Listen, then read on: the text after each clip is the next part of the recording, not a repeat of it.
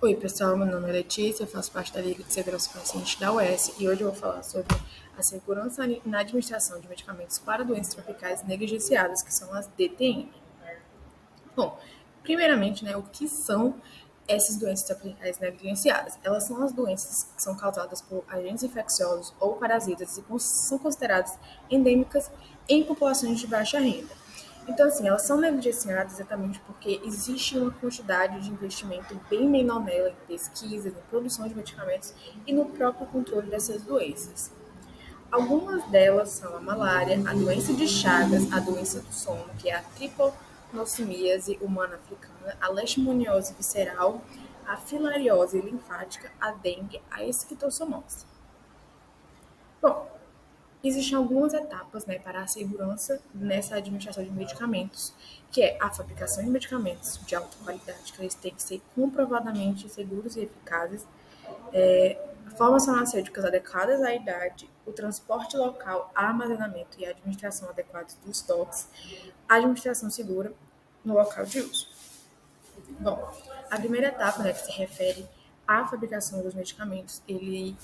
conta com o desenvolvimento e testagem de medicamentos de alta qualidade. É preciso que os medicamentos possuam essa garantia de qualidade. Eles devem obedecer especificações e rigorosas diretrizes das autoridades regulatórias, como, por exemplo, a Anvisa e os critérios de qualificação estabelecidos pela própria OMS, A segunda etapa, que é as formas farmacêuticas adequadas à idade. A que isso se refere, Bom, essa segurança, ela também depende da forma com que esse medicamento é oferecido à população. Então, em crianças muito novas e idosos, eles sentem dificuldade para engolir comprimidos muito grandes, e isso pode gerar um risco de engasgamento, Especialmente em locais em que tem um tratamento em massa da população, dependendo desse tamanho do comprimido e as condições do local em que é feito esse tratamento, se torna um risco muito grande de aquele paciente se engasgar e tudo mais, e principalmente esse risco é muito maior em crianças menores de 3 anos. Claro que isso pode acontecer em crianças mais velhas que isso, porque o risco nunca é zero, mas é bem maior em crianças até 3 anos de idade. Então, é preciso que essas formas farmacêuticas elas sejam apresentadas de formas em preparações líquidas, em suspensão oral, em grânulos e formas mais dispersíveis, para que essa população, tanto de criança e de idosos, consiga ter um tratamento mais seguro,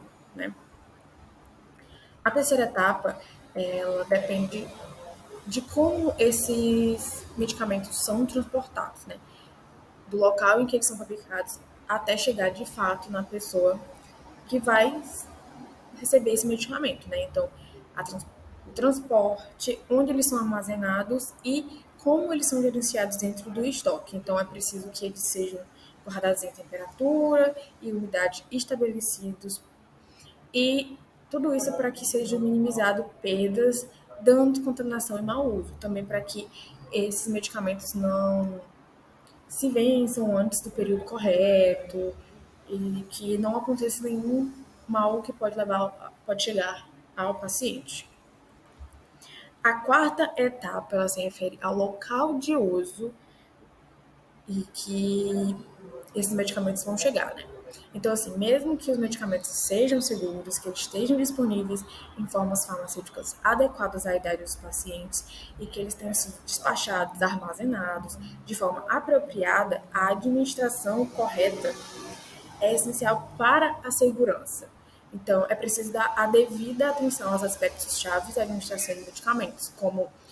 que são eles, A inspeção dos medicamentos com antecedência para assegurar que eles estão em boas condições, que os comprimidos não estão quebrados nem desintegrados. É preciso verificar a data de validade dos medicamentos antes de chegar ao paciente. Também é preciso ver a questão da organização do ambiente, porque quando o ambiente onde vai ser aplicado esse medicamento está desorganizado, é possível que cause uma confusão no profissional e isso levar a um erro na administração do medicamento, verificar a dose, verificar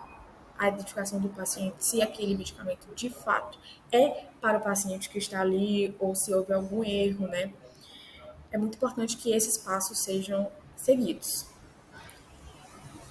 Estudos em ambientes hospitalares documentam que existem muitos erros dentro do âmbito hospitalar e eles ocorrem com uma frequência muito grande também.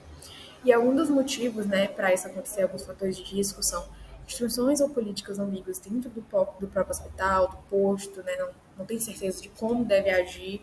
a fadiga por causa de muito trabalho, a confusão causada por ambientes organizados, ruído e distrações no geral, né, que podem ocorrer dentro do ambiente de trabalho. Então é preciso que os gerentes eles incentivem um ambiente de trabalho organizado, que eles cuidem dos seus profissionais, que esses profissionais descansem o suficiente para que não ocorra esse tipo de situação, porque um profissional cansado ele tem muito mais riscos de causar algum dano ao paciente. Então, como conclusão, a gente percebe que a segurança nessa administração de paciente não depende de uma coisa só, depende de uma ampla gama de atividades e processos, desde a fabricação do medicamento até a administração de fato nas pessoas que precisam do tratamento. Então, a administração segura envolve criar, primeiramente, um ambiente seguro para o profissional e o paciente. Essas aqui são as referências que eu utilizei e muito obrigada pela atenção. Vocês podem achar mais conteúdos no nosso Instagram, da LASEP-US, e podem começar a falar com a gente pelo e-mail lasep.us.br. Muito obrigada.